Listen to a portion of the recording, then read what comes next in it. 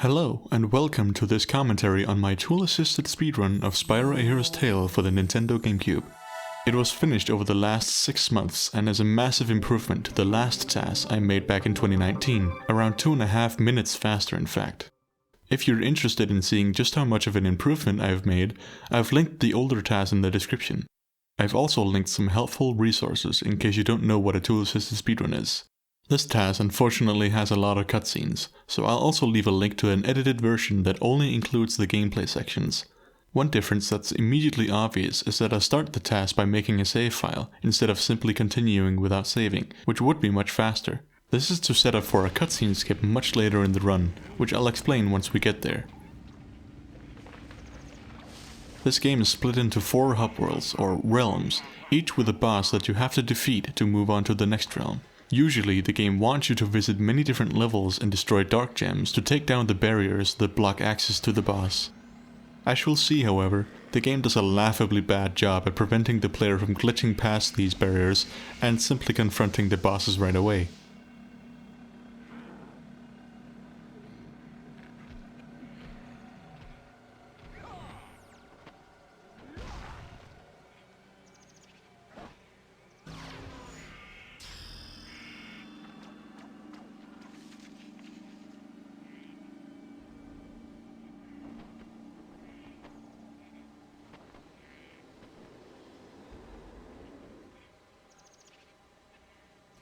That's the fallen dragon, Red.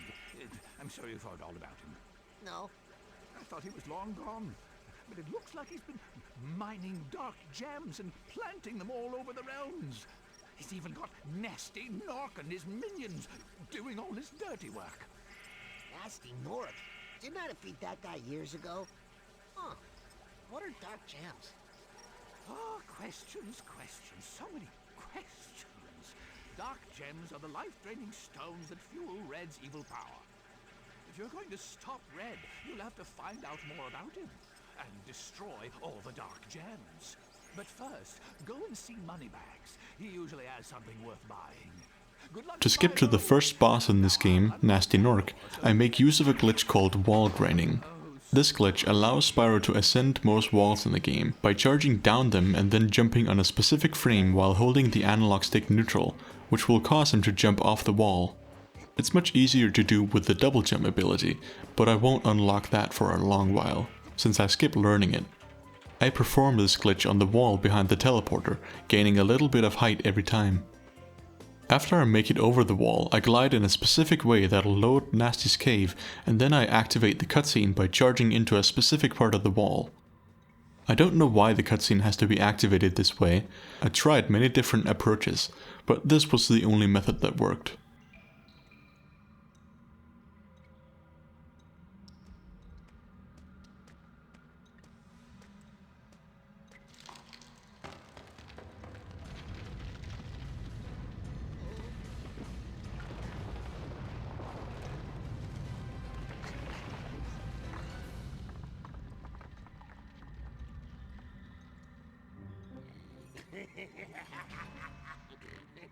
Spyro, it's been a while since I last defeated you in battle, huh? Actually, Throughout the TAS you will see me get hit by many of the boss's attacks, as doing so will often cancel them. This does mean I have to be mindful of my health during the fights. Are we gonna do this thing or what? Most bosses are split into 3 phases, each with 3 hits. There's a checkpoint at the start of each phase, so to be able to skip the most attack animations, I die after each phase to refill my health.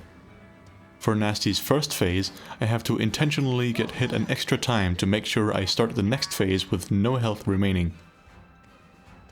There's a lot of downtime during all these bosses, so you'll be seeing a lot of me just messing around while waiting.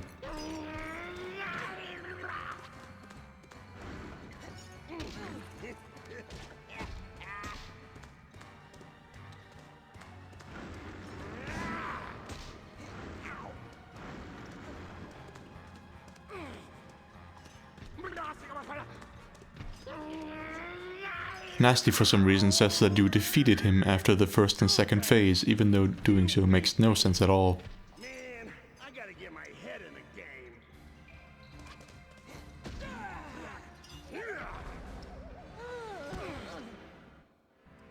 In Nasty's second phase, he adds a rock shower attack to his arsenal, which you will never get to see because I skip it every time. However, I don't have enough health to skip every attack in this phase, so I let one shorter attack play out.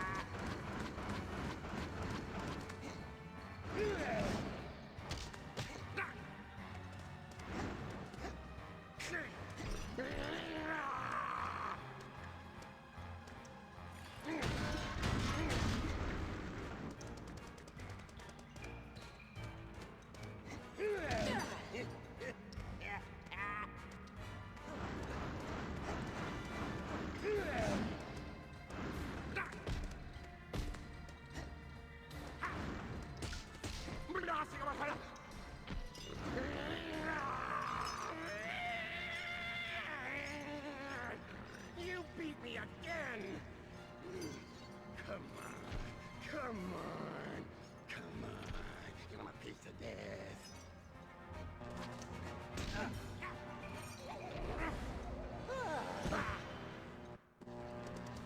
A lot of the electricity attacks in the third phase are unfortunately not cancelable, so I simply mess around until they're over, and then I hit Nasty as fast as possible.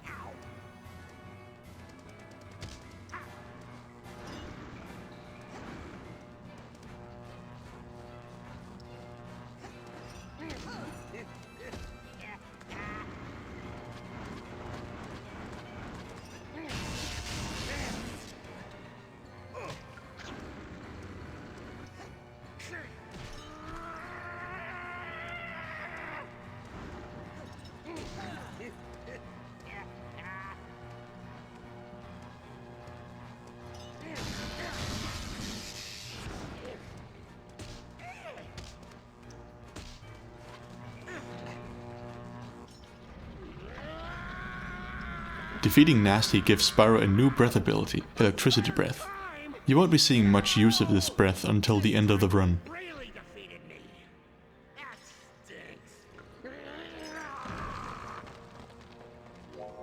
Thank you for releasing me, Spyro. I know that you've traveled far and overcome great obstacles in your quest to save me. Yeah, well, actually, I'm on a quest to... So as a reward, I will bestow you some of my electric energy. This will give you the ability to breathe electricity from now on. Wow! Is this breath even stronger than my fire breath? In some ways it is, but it will take longer to defeat enemies. Specifically, it can be used to activate switches and power machinery. Excludes non-electric switches and/or machinery that uses light gems, batteries not included.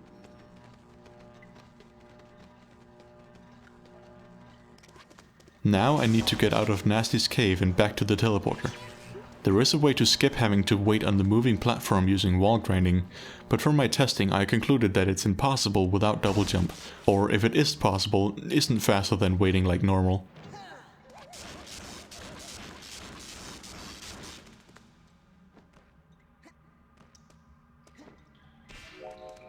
I need to activate the Professor's cutscene as fast as possible upon exiting Nasty's cave.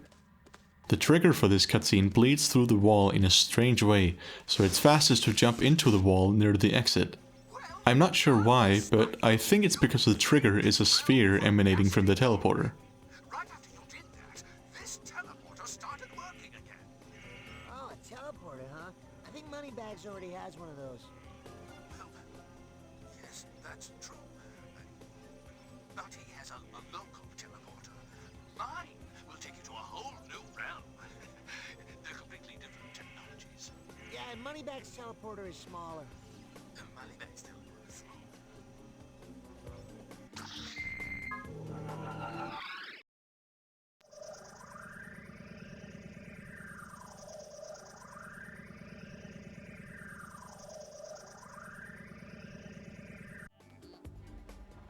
Here is how water works in this game.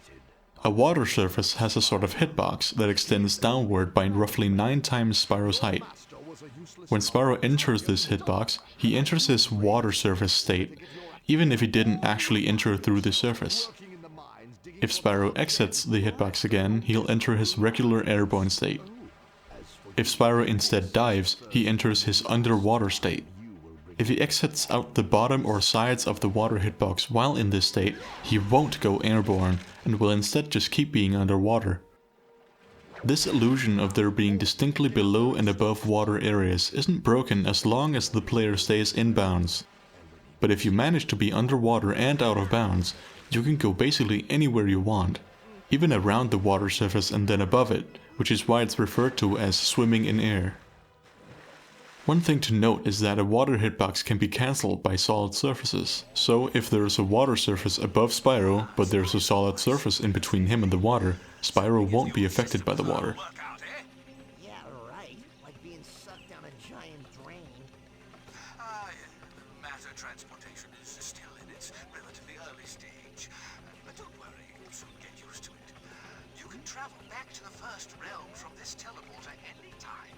Just step inside and activate it and choose where you want. The next boss in Neptune requires me to have full health, so on the way I kill some fodder to restore my health to full. Butterflies can only be eaten by sparks if they're on screen, so I have to turn the camera a bit to get them. Doing a small spin helps move the camera faster. To get out of bounds, I squeeze Spyro between some objects next to the boss barrier, which will eventually push me out on the other side of the wall. From there, I glide until I hit a water hitbox emanating from a water surface in an area far above Spyro, which allows me to dive immediately and swim to a Neptune while out of bounds. A Neptune's cutscene can be skipped by simply going around the cutscene trigger and entering the arena directly. This is unfortunately the only boss that has this property. You might be wondering how I'm able to seemingly jump off the water in this fight. When Spyro walks off a ledge and there's a surface, any surface, a short distance beneath him, he'll still be in his walking state while falling, which allows him to jump.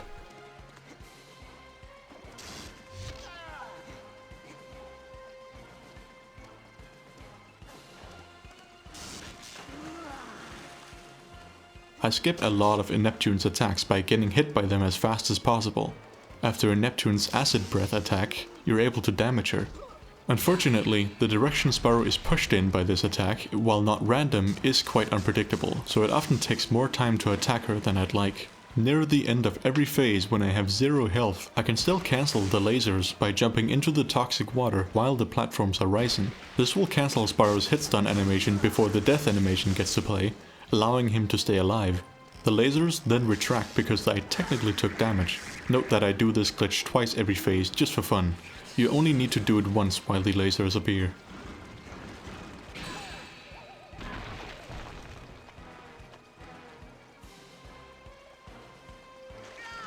I can't believe I was defeated by someone as small.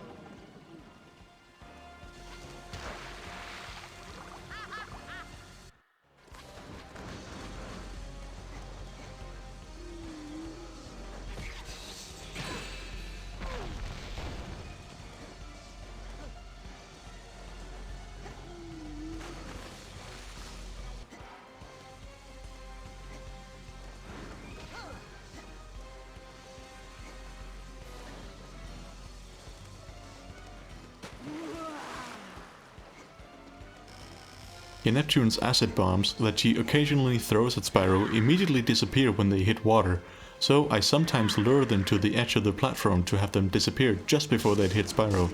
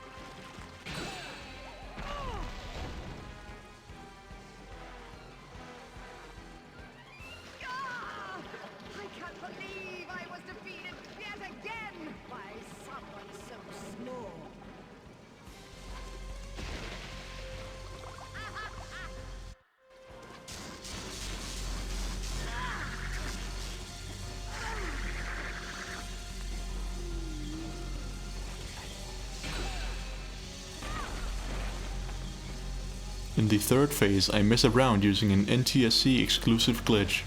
During certain animations, like his breath attack from standing still animation, Spyro won't interact with water, so I use this to dip below the water's surface without getting killed. I then get carried up by the platform, which for some reason also prevents the water interaction from taking place. My guess is that the rising floor is constantly cancelling the water's hitbox.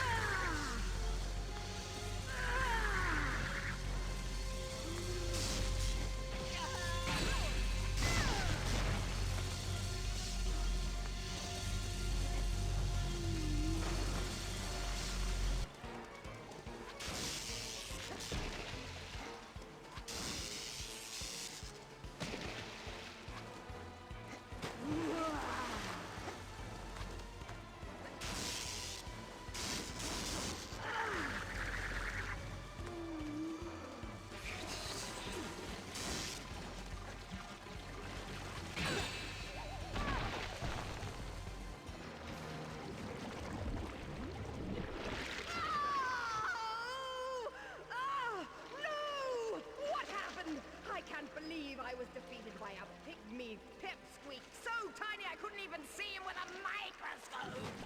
Okay, see, now you're just overacting. Spyro, thank you for releasing me. After the fight, Spyro learns Water Breath, which will see absolutely no use for the duration of this run. Oh, cool, another breath type. What can I do with this? You can use your water breath to move some objects, solve puzzles, and slow down some enemies. You can also use it to add water to dehydrated foods. To get back to the teleporter, I clip out of bounds by diving underwater into a corner and surfacing, which will cause Spyro to bonk and, with correct positioning, clip into the wall. The cutscene trigger that I skipped when entering the boss is still there, waiting to be activated, so I need to get out of bounds anyway. I then simply swim directly to the teleporter.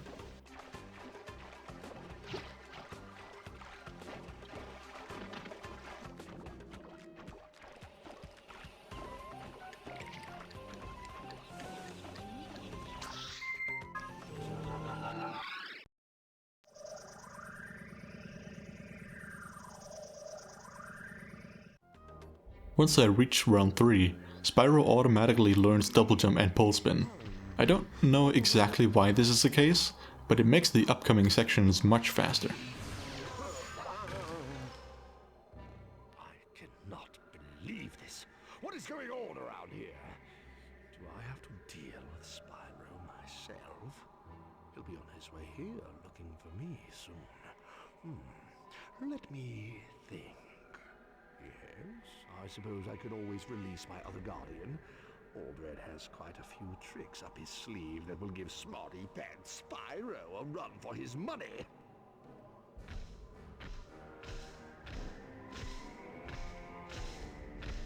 Now, you big lumbering dollop, stand guard over there and make sure nobody gets past you. Coming up is a glitch called menu storage that I'll use to skip a cutscene, and is the entire reason I created a save file from the start, since I need to be able to quit and reload my save. The glitch goes like this. I activate two menus on the same frame, which in this case is the pause menu and teleporter menu, which will leave them both active on the screen at the same time. I can then exit one of the menus, which will leave the other menu active but also unpause the game. I use this glitch to leave the pause menu on screen while I do some wall grinds to skip directly to Red's chamber. It's a bit tough to juggle both the menu and moving around at the same time, but once I reach the cutscene trigger I then head into the options menu and save the game the instant the cutscene starts. This cannot normally be done because you can't pause during cutscenes. Since the game saves whether cutscene has been triggered or not on your save file, this allows me to quit the game, also using the stored pause menu, and then reload my save file, where now the cutscene has already been triggered, and so I simply spawn in the boss immediately, effectively skipping the cutscene. The amount of time this trick saves is cut back slightly due to the loading screens, but any cutscene skipped is a blessing in itself if you ask me. You cannot normally double jump on ice, but there's a small sliver of non-icy ground right next to the spikes lining the edge of the arena, so I use that to mess around while waiting for Red to do his business.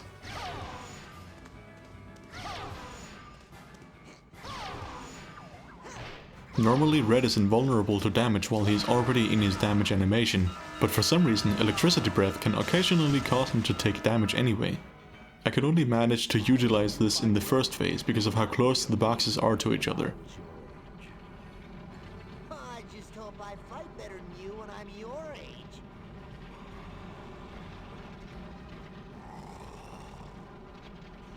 While I defeat the critter enemies that Red spawns in the second phase, I get close to him so that he does a flame attack, which is slightly faster than letting him stomp on the ground.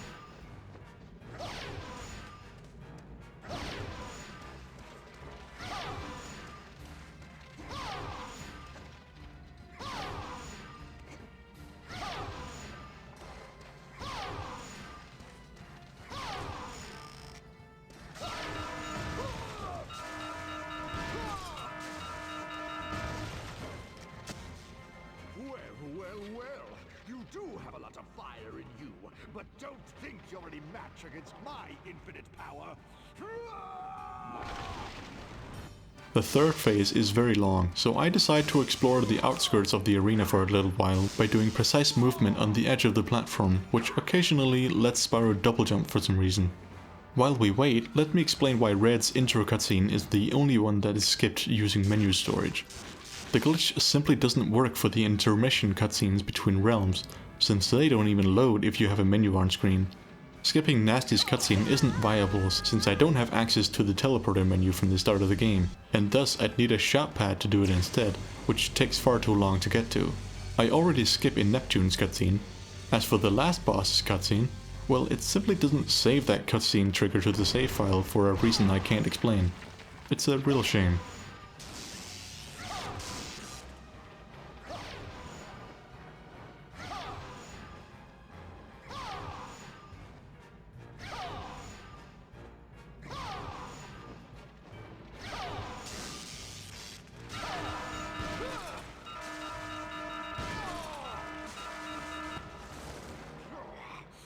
You're stronger than I thought.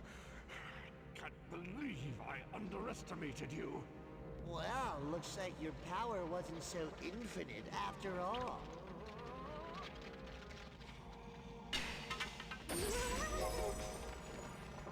Spyro, thank you for releasing me.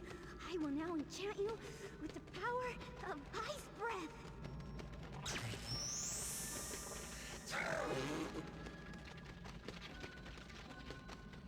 Ice breath can be used to freeze enemies. Now that Red is defeated, I've unlocked Ice Breath, the single most overpowered ability in the game. With it, you can freeze enemies and charge through them for an instant kill, which means enemies won't pose any significant time loss should they be in my way. Jumping on poles is very slow, so I try to skip as many of them as possible using wall grinding and some tricky movement.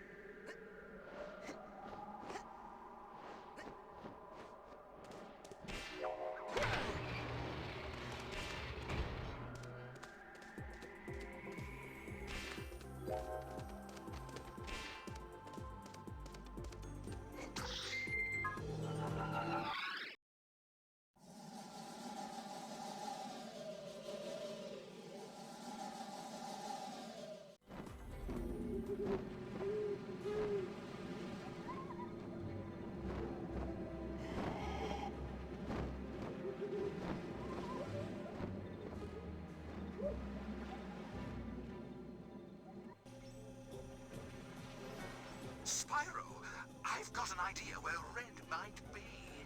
I believe he has a secret underground lair somewhere on this realm. I'm going there in a while with my new gadget. Yes, The fourth realm is a linear gauntlet of levels from the start to the boss, which means we have a lot of ground to cover, making this realm take up about a third of the whole run.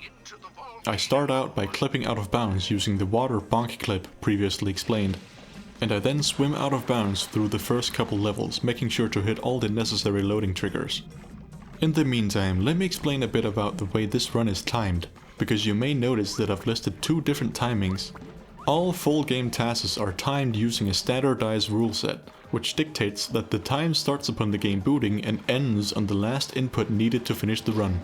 For those who are only familiar with the RTA speedruns of this game, I also included the time according to the RTA rule set, which starts from when you first gain control of Spyro and ends when you lose control at the end of the game.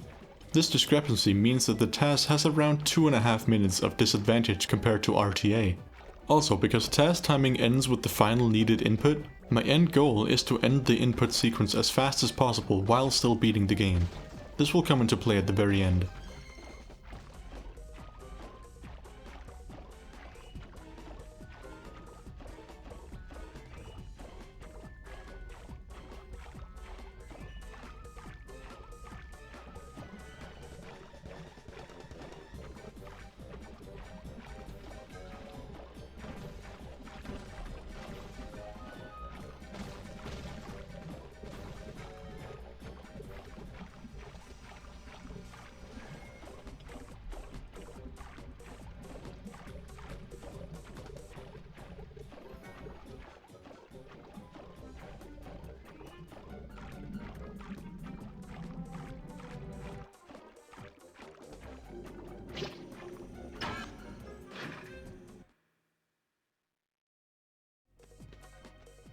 This ball gadget section is nothing glamorous. Nothing can really be done to speed it up. There is one frame perfect jump I do that skips collecting a light gem, but it doesn't lose or save any time.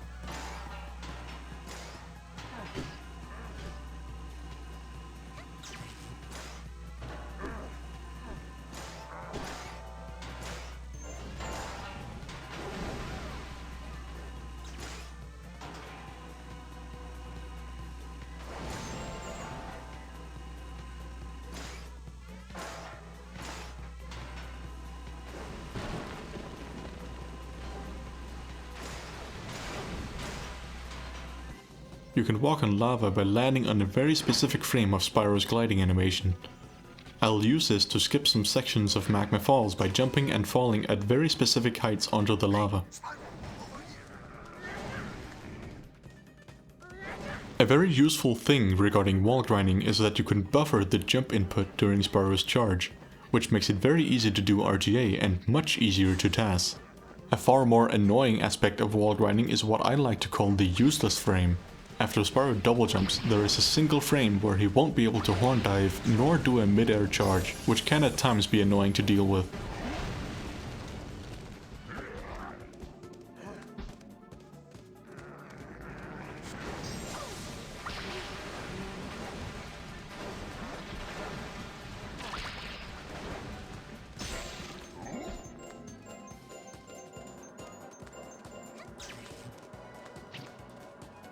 Spyro, if you've got money to spend, I am here. The passage to Dark Mine is normally traversed by very slowly moving platforms. I jump on the first couple platforms normally until I hit the loading trigger for Dark Mine, and then I dive down to activate a lava walk. I then charge the rest of the way across the lava and do a death warp up to the level entrance after hitting a checkpoint. Dark Mine is normally a fairly long level, but the developers were kind enough to place its exit very close to the entrance. I do a wall grind to get out of bounds, and then exploit the fact that many wall collisions can just be barely stood on and jumped off for a long out of bounds glide toward the end of the level. I have to backtrack a little to hit a loading trigger, but otherwise I've completely skipped Dark Mine.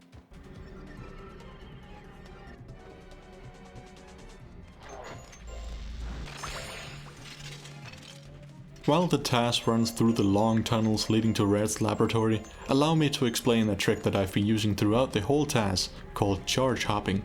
If you charge into a single jump and keep the charge button held, it will give this jump a tiny bit of extra momentum that is immediately lost when the charge button is released, or if Spyro exits the single jump state. It's very useful for clearing gaps that would have otherwise required a double jump, and for general quick airborne movement.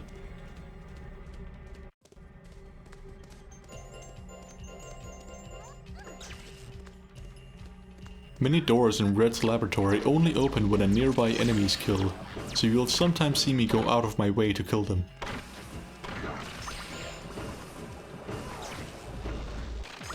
Here I skip a small platforming section by wall grinding past it.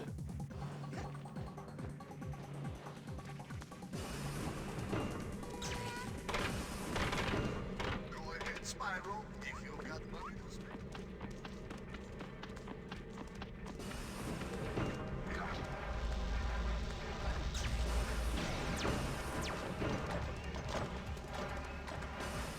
Red's laboratory isn't as sturdily built as it might seem. To skip to the final boss, I simply go through a wall that wasn't given any collision and glide out of bounds into the cutscene trigger. Perfectly placed jank like this is rare to come by.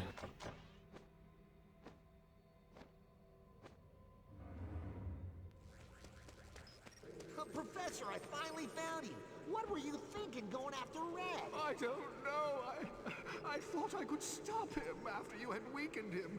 But as soon as I got here, I was captured, locked in this lab. Red's forcing me to work on his new improved army. You know, better armor, extra brain capacity, that sort of thing. Oh, Spyro. I seem to have made things a lot worse. Hey, don't worry. I'll have you out of here as soon as I... How cozy. So, Spyro, have you returned to fight me again?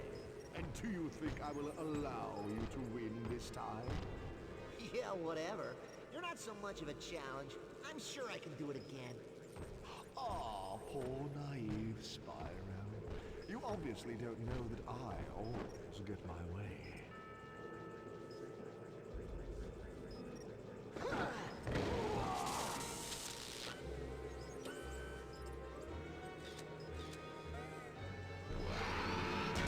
The boss fight against Mecca Red is unique in that there are no cutscenes or checkpoints between the 3 phases. I need to take damage 4 times throughout the fight to do it as fast as possible, but I only have 3 extra hits from sparks. By dying at the very start of the fight, the game will spawn a butterfly on the arena, which I can use to replenish a hit point during the fight.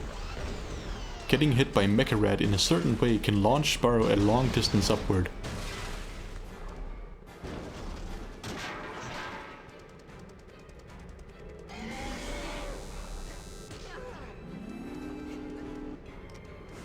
The only thing that's needed to light one of these missiles is a single particle of Spyro's flame breath.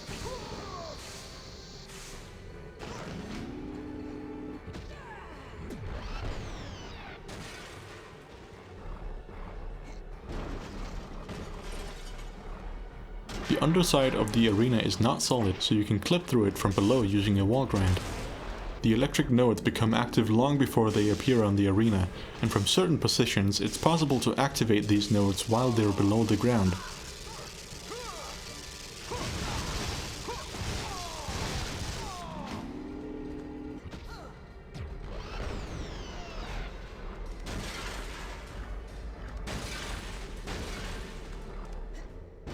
I wall grind out of bounds into the room the professor is supposedly hiding in. Oh, and the glass has been magically repaired. I can't stay in here for long, so I have to get back to the arena through the door. Oh, my bad, I meant under the door. In the last phase, 7 laser Norks and a switch appear. You have to hit the switch to make the Nork shoot at Red instead of you. I manipulate RNG slightly to get the closest switch position. I then pick 2 Norks and stun them as soon as they've shot a laser at Red. This interrupts their animation and causes them to shoot immediately again after their hit stun animation ends. Once no more enemy manipulation is required for Red to be defeated, I end the input file, which is where you see Spyro stand still for a moment. Again, the TAS's timing ends upon the last required input, so I make sure to end it as soon as no more action was needed to finish the game. And that's it. This task ended up with a time of 33 minutes and 44.52 seconds, which is around 31 minutes 16.5 seconds in RTA timing. Compared to my old TAS, it's around 2 minutes and 29 seconds faster. Most of the time save came from digging into every known strat and consulting members of the Spyro speedrunning community, as well as doing a lot of testing, during which I ended up finding many new and interesting strategies and tricks. Putting this whole thing together has been a very fun process, and I hope to make more TASs in the future. I hope you enjoyed this commentary, and thanks for watching.